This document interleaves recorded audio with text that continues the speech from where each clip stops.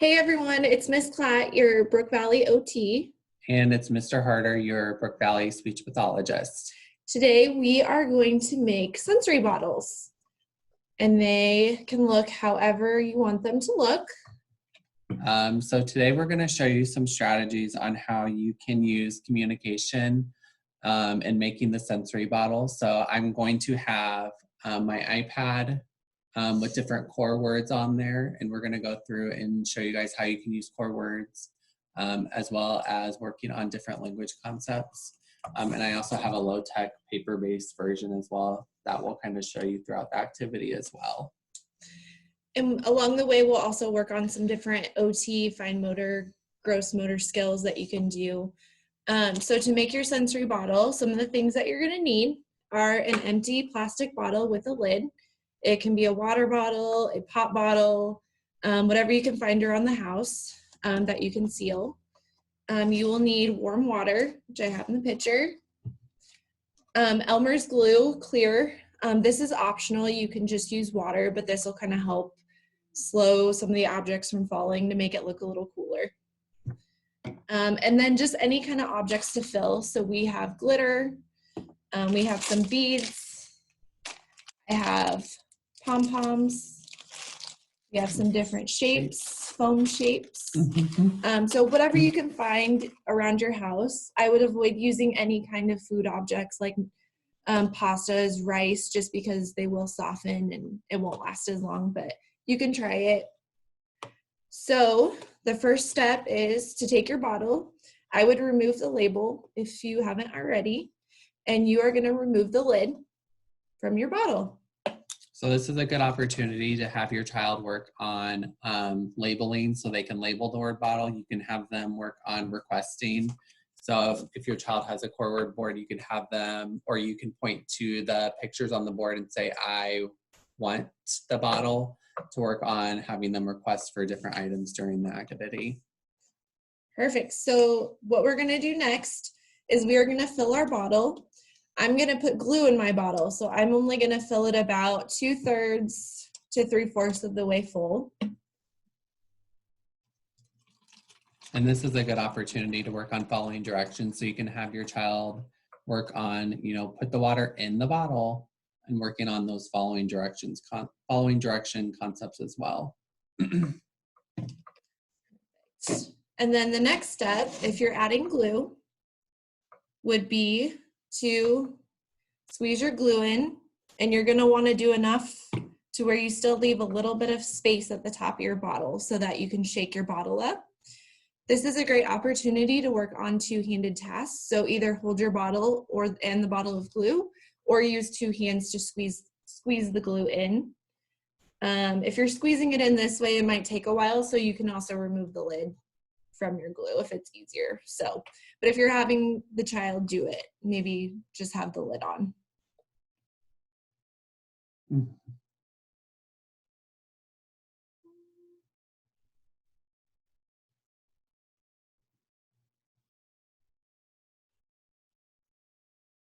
Perfect.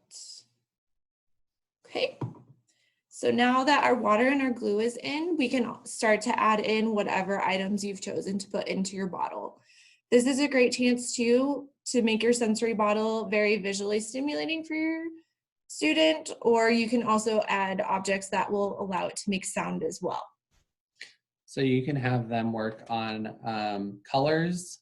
So we have different colors of pom-poms. So you can give them the choice of what color they want. You can say, do you want the red or do you want blue?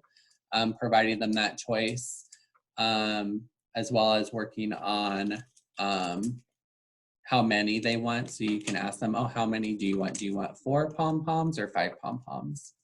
So that's just another way to kind of incorporate the choice making piece and allowing them control during the activity. And you can see she's putting some glitter in. And I forgot to mention too, it'll really help if you have a funnel available, or if you don't have a funnel, you can take a rolled up piece of paper. I forgot mine, but that'll make it easier when you're putting the objects into your bottle, especially glitter. I'm getting glitter. And this all is over a your good table. opportunity to work on describing too. So working on, you know, sparkly and shiny, like with the glue, sticky, wet. So just working on having your child being able to describe what they're doing and commenting during the activity will help really build those expressive language skills. And when you're using your different objects, this is a great chance to work on things like fine motor skills. So you can use a 2-point pinch to pick up your objects, or for some of our larger objects, a 3-point pinch. 2-point is using your thumb and index finger and using that way. 3-point is going to be your thumb, index, and middle finger to grab the object. So that's a great way to practice those skills as well.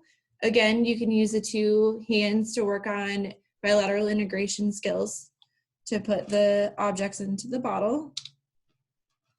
And this is a good opportunity to work on putting items in a container. So putting different things in. And you can also work on different number concepts as well.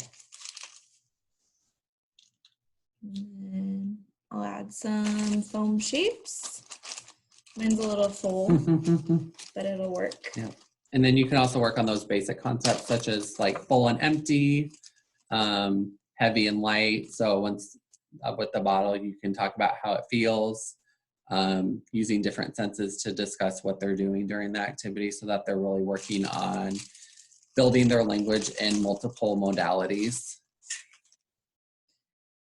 Another thing you can do too to work on some different OT skills is to place some of the objects on one side or the other of in your workspace, and then reach across with the opposite hand to grab it to work on crossing midline. So that's another option of how you can kind of adapt the activity. I'm just going to add a few of everything.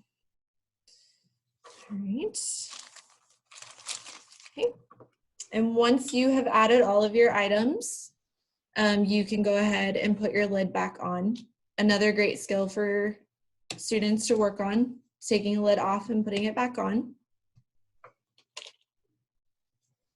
And then for our kiddos that are using devices, once the bottle's done, they can take the bottle and you can do like a little activity where you say, ready, set, go. And then you can have them shake the bottle, and then they can do that for 5 to 10 seconds. And then you can say, stop.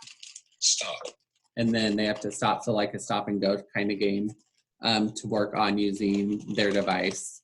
And now that she kind of has the different items in there, you can really work on WH questions. So you can ask them, oh, what do you see? Or where is the orange one? Or which one is your favorite? So we're really working on building that skill of being able to answer those different WH questions.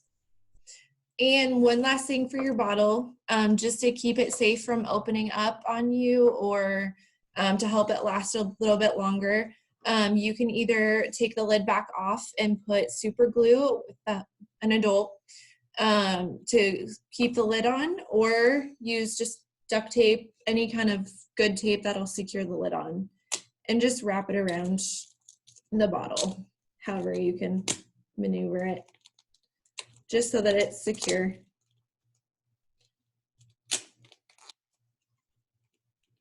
Right. And there you have your sensory bottle. Mm-hmm.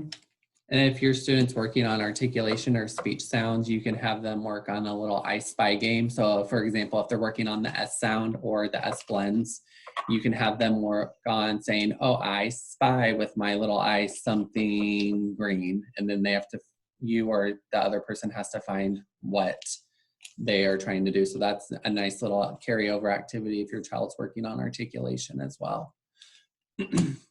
Perfect. Mm-hmm. And if you guys need any other assistance with completing this activity, or you want to complete this at home but don't have all the materials, please just let us know and we can help you.